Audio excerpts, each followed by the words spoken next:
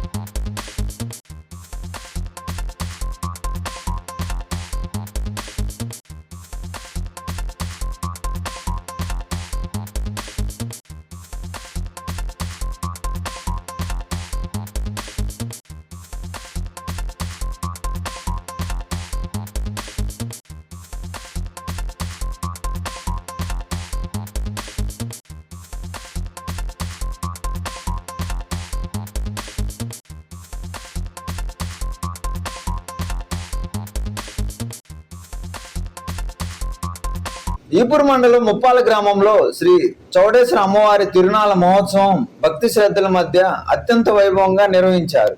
ఈ సందర్భంగా ఆంధ్రప్రదేశ్ ప్రభుత్వ చీఫ్ విప్, స్థానిక శాసనసభ్యులు జీవి ఆంజనేయులు ప్రత్యేక పూజల్లో పాల్గొని అమ్మవారి ఆశీర్వాదాలు పొందారు. ఈ సందర్భంగా ఆయన మాట్లాడుతూ, గ్రామీణ ప్రాంతాల్లో ఇలాంటి ఆధ్యాత్మిక వేడుకలు ప్రజల్లో ఐక్యతను పెంపొందించడమే కాకుండా మన సాంప్రదాయ విలువలను మరింతగా బలపరుస్తాయని అన్నారు. అమ్మవారి అనుగ్రహంతో రాష్ట్ర ప్రజలందరూ ఆయురారోగ్యాలతో సుఖశాంతులతో అభివృద్ధి చెందాలని ఆకాంక్షించారు. నూజెండ్ల మండలం పుచ్చనూతల పంచాయతీ పరిధిలోని రాముడిపాలెం గ్రామంలో ఆంధ్రప్రదేశ్ ప్రభుత్వ చీఫ్ విప్, స్థానిక శాసనసభ్యులు జీవి ఆంజనేయులు విస్తృతంగా పర్యటించారు. రైతన్న మీకోసం కార్యక్రమంలో భాగంగా గ్రామంలో ఇంటింటి ప్రచారం నిర్వహిస్తూ ఎన్డీఏ కూటమి ప్రభుత్వం అమలు చేస్తున్న సంక్షేమ అభివృద్ధి పథకాలపై ప్రజలకు అవగాహన కల్పించారు. రైతులతో నేరుగా మమేకమై వారి సమస్యలు, అవసరాలు తెలుసుకున్నారు. ఈ సందర్భంగా రైతులతో ముఖాముఖి నిర్వహించిన చీఫ్ విప్ అన్నదాత సుఖీభవ 3వ విడత నిధులు అందాయా లేదా అనే విషయాన్ని స్వయంగా పరిశీలించి అందిన లబ్ధి రైతులకు ఎంత మేర ఉపయోగపడుతుందో ఈ సందర్భంగా తెలుసుకున్నారు. అభినందనలు. ఈరోజు ఈ కార్యక్రమంలో అన్నదాత మీకోసం, రైతన్న మీకోసం మన ముఖ్యమంత్రి గారు చంద్రబాబు గారు ఇచ్చిన పిలుపు మేరకు రైతన్న మీకోసం కార్యక్రమంలో భాగంగా ఈరోజు ఇక్కడ రైతుల్ని కలవడం జరిగింది. రైతులందరూ కూడా చాలా సంతోషంగా ఉన్నారు. గతంలో వరి పండించి ఎకరానికి ఒక 25,000 మిగిలిన ఈసారి చంద్రబాబు గారు ఇచ్చే ₹1,00,000 సబ్సిడీ తీసుకొని హార్టికల్చర్ పంటలు వేస్తామని చెప్పేసి రైతు చెప్పడం ఎంతో ఆనందం. దీనివల్ల రైతు ఆర్థిక ప్రగతికి బాటలు వేస్తున్నారు చంద్రబాబు నాయుడు గారు. ఎకరానికి 25,000 సంపాదించే కాడ పండ్ల తోటలు, కూరగాయలు పెంచినందువల్ల ఎకరానికి 1,00,000 నుండి 2,00,000 దాకా ఆదాయం పెంచుకోవడానికి రైతుకు అవకాశం ఉంది. మరి దీన్ని సద్వినియోగం చేసుకోవడం చాలా సంతోషం. అన్నదాత సుఖీభవ అన్నదాత కార్యక్రమం ఈరోజు రాష్ట్ర వ్యాప్తంగా 46,86,000 మంది రైతులకి అన్నదాత సుఖీభవ కార్యక్రమం పథకం అందింది. ఒక్కో రైతుకి 3 విడతలు కలిపి రాష్ట్ర ప్రభుత్వం నుండి 14,000, పీఎం కిసాన్ పథకం కింద ప్రధానమంత్రి గారు మోడీ గారి సహకారంతో 6,000, మొత్తం 20,000 రూపాయలు అన్నదాత సుఖీభవ పథకం ప్రతి రైతుకి అందటం చాలా సంతోషం. దీనివల్ల రైతుల పెట్టుబడులు మాకు పెట్టుబడిగా ఎంతో ఉపయోగపడిందని రైతులు చాలా సంతోషంగా చెప్తున్నారు. అలాగే ఈరోజు 8,986 కోట్ల రూపాయలు అన్నదాత సుఖీభావ పథకంలో 3 విడతలు కలిపి ఈరోజు ప్రభుత్వం అందించింది రైతులకి. ఇది రైతులకు పెట్టుబడిగా ఇచ్చిన అన్నదాత సుఖీభావ వలన రైతులు మంచి ఆర్థిక ప్రగతి సాధించాలని చెప్పేసి ఆకాంక్షిస్తున్నాం.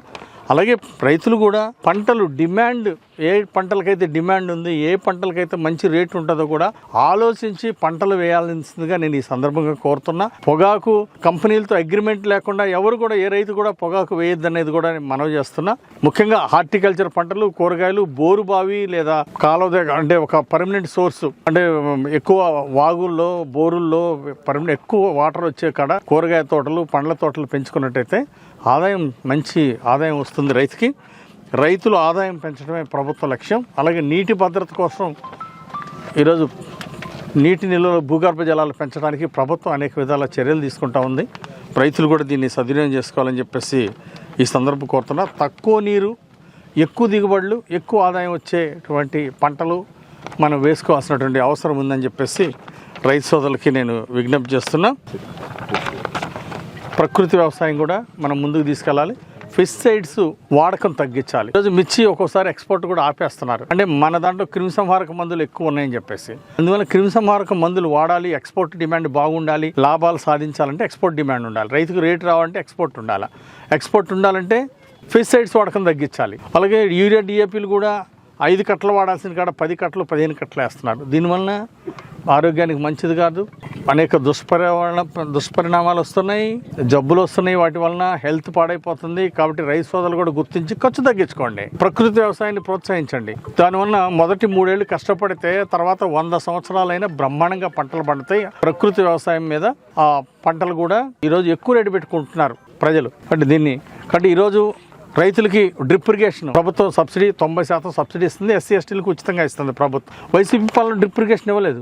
ఎందుకు ఇవ్వలేదు? రైతులు పట్టించుకోలేదు. మైక్రోన్యూట్రియంట్ ఉచితంగా ఇవ్వలేదు వైసీపీ పాలనలో. ఇప్పుడు ఎన్డీఏ ప్రభుత్వం మైక్రోన్యూట్రియంట్ ఉచితంగా ఇస్తున్నారు. ఈరోజు ఎన్డీఏ ప్రభుత్వం చంద్రబాబు గారి నాయకత్వంలో మైక్రోన్యూట్రియంట్ ఉచితంగా ఇస్తున్నారు. అట్లాగే డ్రిప్ ఇరిగేషన్ 90% సబ్సిడీలో ఫ్రీగా ఇస్తున్నారు. ఎస్సీ ఎస్టీలకి అయితే ఉచితంగా ఇస్తున్నారు. వ్యవసాయ పరికరాలు 50% సబ్సిడీలో రైతులకు అందజేస్తూ ఉన్నారు. ఈ విధంగా వ్యవసాయ పరికరాలు ఈరోజు ప్రభుత్వం సబ్సిడీ ఇస్తుందంటే రైతులు ప్రోత్సహించడం కోసం. ఇలాంటి అవకాశాలను ప్రభుత్వం ఇచ్చే అవకాశాలు రైతులు సద్వినియోగం చేసుకొని కోరుతున్నా. ఈపూరు మండలం వనికొండ గ్రామంలో స్వర్గీయ నందమూరి తారక రామారావు విగ్రహావిష్కరణ కార్యక్రమం నిర్వహించారు. విగ్రహావిష్కరణ కార్యక్రమానికి రాష్ట్ర ప్రభుత్వ చీఫ్ విప్, స్థానిక శాసనసభ్యులు జీవి ఆంజనేయులు పాల్గొన్నారు. ఈ సందర్భంగా ఎన్టీఆర్ సేవలను స్మరించుకుంటూ ఆయన ప్రజాసేవ స్ఫూర్తి తరతరాలకు ఆదర్శమని పేర్కొన్నారు. అనంతరం జీడీసీసీ బ్యాంక్ చైర్మన్ మక్కిన మల్లికార్జునరావుతో కలిసి ఎన్టీఆర్ విగ్రహాన్ని ఆవిష్కరించారు. ఎన్టీఆర్ విగ్రహం పెట్టినందుకు అందరికీ శుభాకాంక్షలు, అభినందనలు తెలియజేస్తున్నా. ఈ రోజు అన్న ఎన్టీ రామారావు గారి విగ్రహం పెట్టడం అంటే తెలుగు వారి యొక్క ఆత్మ గౌరవానికి నిలువెత్తు అర్థం. ఎన్టీఆర్ ఆ విగ్రహాన్ని ఇక్కడ ఏర్పాటు చేయడం ఎంతో అభినందనీయం. పెద్దలు వైస్ ప్రెసిడెంట్ వెంకటేశ్వర గారు వేదిక మీద రావాల్సిందిగా కోరుతున్నా. అలాగే మరి ఈరోజు పేదవాడికి కూడు గుడ్డ ఏర్పాటు చేసినటువంటి నాయకుడు ఎన్టీఆర్ గారు. ఎన్టీ రామారావు గారికి రాకముందు 4 గుడిసెలు కూలిపోతే మళ్ళీ 4 తాటాకులు బొంగులిచ్చి గుడిసెలు వేసుకోమనేవాళ్ళు. కానీ ఎన్టీ రామారావు గారు వచ్చినాకనే శాశ్వత మంచినీటి పథకం, అలాగే శాశ్వత గృహ నిర్మాణ పథకం వచ్చింది. శాశ్వత గృహ నిర్మాణ పథకం వచ్చిందంటే అన్న ఎన్టీ రామారావు గారు. పెన్షన్ వచ్చిందంటే మొట్టమొదటి పెన్షన్ ఇచ్చిన నాయకుడు. ఈ రోజు 4,000 రూపాయలు పెన్షన్ ఈ రోజు చంద్రబాబు గారు ఇస్తున్నారంటే దానికి బాటలు వేసినటువంటి నాయకుడు అన్న ఎన్టీ రామారావు గారు. ఆడపిల్లలకు ఒకప్పుడు ఆస్తి హక్కు లేదు. ఆడపిల్లలకు ఎందుకు ఉండకూడదు ఆస్తి హక్కు? ఓ తండ్రికి పుట్టిన కొడుకు కూతురు ఇద్దరు సమానమే, ఇద్దరికి ఆస్తి హక్కు ఉండాలని మహిళలకు మొట్టమొదటి ఆస్తి హక్కు ఇచ్చినటువంటి అన్న ఎన్టీ రామారావు గారికి గట్టిగా చప్పట్లు కొట్టి జేజేలు పలకాలు కోరుతున్నా. మరి తెలుగు వారి ఆత్మ గౌరవాన్ని ప్రపంచానికి చాటి చెప్పినటువంటి మహానుభావుడు, నటనలో నవరస నటన సార్వభౌముడు, విశ్వవిఖ్యాత నట సార్వభౌముడు, పద్మశ్రీ డాక్టర్ ఎన్టీ రామారావు గారు. వారికి ఉన్నటువంటి బిరుదులు ప్రజలందరికీ తెలిసిందే. నటనలో ఆయనే సాటి. రాజకీయాల్లో మచ్చలేని నాయకుడు. ₹1 లంచం తీసుకోకుండా ప్రజల కోసం రూపాయి జీతం తీసుకొని పనిచేసినటువంటి గొప్ప నాయకుడు అన్న ఎన్టీ రామారావు గారు. పేదవాడికి కిలో ₹2 బియ్యం ఆ రోజు ప్రవేశపెట్టి పేదవాడి ఆకలి ఇచ్చినటువంటి మహానుభావుడు అన్న ఎన్టీ రామారావు గారు అయితే, ఎన్టీఆర్ ఆశయాలను ముందుకు తీసుకెళ్లినటువంటి నాయకుడు ఈనాటి ముఖ్యమంత్రి చంద్రబాబు గారు. ఆయన కిలో ₹2 బియ్యం ప్రవేశపెడితే ఈ రోజు దాన్ని కిలో రూపాయికే ఈ రోజు పేదలకు బియ్యం అందిస్తున్నటువంటి గొప్ప నాయకుడు మన ముఖ్యమంత్రి చంద్రబాబు నాయుడు గారు. ఈ రోజు అన్న ఎన్టీ రామారావు గారి ఆశయాల్ని ముందుకు తీసుకెళ్తూ తెలుగు వారి ఆత్మ స్థైర్యాన్ని ప్రపంచానికి చాటి చెప్పినటువంటి నాయకుడు మన ముఖ్యమంత్రి చంద్రబాబు నాయుడు గారు. గ్రామాన మంచినీళ్ళు ఇవ్వాలని ఈ రోజు జల్ జీవన్ మిషన్ కేంద్రంతో మాట్లాడి, ఒక పక్క చంద్రబాబు గారు, మరో పక్క పవన్ కళ్యాణ్ గారు కేంద్రం నుండి 26,000 కోట్లు జల్ జీవన్ మిషన్ తీసుకురావడం ఎంతో అభినందనీయం. భవిష్యత్తులో గ్రామానికి మంచినీళ్లు, ప్రతి బజార్కి ప్రతి ఇంటికి మంచినీళ్లు ట్యాప్ వేసి మంచినీళ్ళు ఇవ్వడం జరుగుతుందని ఆ పథకాన్ని తీసుకొచ్చినటువంటి చంద్రబాబు గారికి, మరి మోడీ గారు ప్రధానమంత్రి గారికి ఈ సందర్భంగా నేను ధన్యవాదాలు తెలియజేస్తున్నా. తప్పనిసరిగా అన్న ఎన్టీ రామారావు గారి ఆశయ సాధన కోసం నేటి యువత, తెలుగుదేశం నాయకులు, ఎన్డీఏ నాయకులు, బీజేపీ, జనసేన నాయకులు కూడా కలిసి ముందుకు రావాలని కోరుతున్నా. ఈరోజు చంద్రబాబు నాయుడు గారికి కుటుంబంగా ఉప ముఖ్యమంత్రి పవన్ కళ్యాణ్ గారు గ్రామ సేవల అభివృద్ధికి కృషి చేస్తున్న విషయాన్ని మీ అందరికీ మనవి చేస్తున్నా. ఈరోజు పవన్ కళ్యాణ్ గారు గ్రామాల్ని అభివృద్ధి చేయడానికి ఒక పంచాయతీరాజ్ శాఖ మంత్రిగా బాగా కష్టపడుతున్నందుకు మరి అన్న ఎన్టీ రామారావు గారు ఆశయాలు సాధిస్తున్న చంద్రబాబు గారికి, పవన్ కళ్యాణ్ గారికి, నారా లోకేష్ గారికి గట్టిగా చప్పట్లు కొట్టి అభినందనలు తెలియజేయాలని ఈ సందర్భంగా నేను కోరుకుంటూ, మన సర్పంచ్ గారు మీ అందరి సహకారంతో సుమారుగా 5 లక్షలు ఖర్చు పెట్టి మరి ఇక్కడ ఎన్టీఆర్ విగ్రహాన్ని ఏర్పాటు చేశారు. చక్కగా సాయంత్రం పూట ఉదయం చక్కగా కూర్చొని ఇక్కడ పేపర్ చదువుకోవచ్చు. ఇక్కడ చక్కగా మంచి ఒక ఇల్లు లాగా, ఒక పబ్లిక్ లో ఒక ప్లేస్ లాగా యాత్రికులు కూడా కాసేపు ఎండలో రెస్ట్ తీసుకునే విధంగా, బస్సు కోసం వేచి ఉండే వాళ్ళకి కూడా ఉపయోగపడే విధంగా చక్కగా బస్ షెల్టర్ కమ్ ఎన్టీఆర్ విగ్రహం లాగా ఇక్కడ ఏర్పాటు చేయడం ఎంతో అభినందనీయం. మరి సర్పంచ్ సుబ్బయ్య గారిని, వారి టీం మెంబర్స్ అందరినీ, ఆయన సహకరించిన ప్రతి ఒక్కరిని నేను హృదయపూర్వకంగా అభినందిస్తున్నా. ఇంతటితో వెన్నెల న్యూస్ సమాప్తం.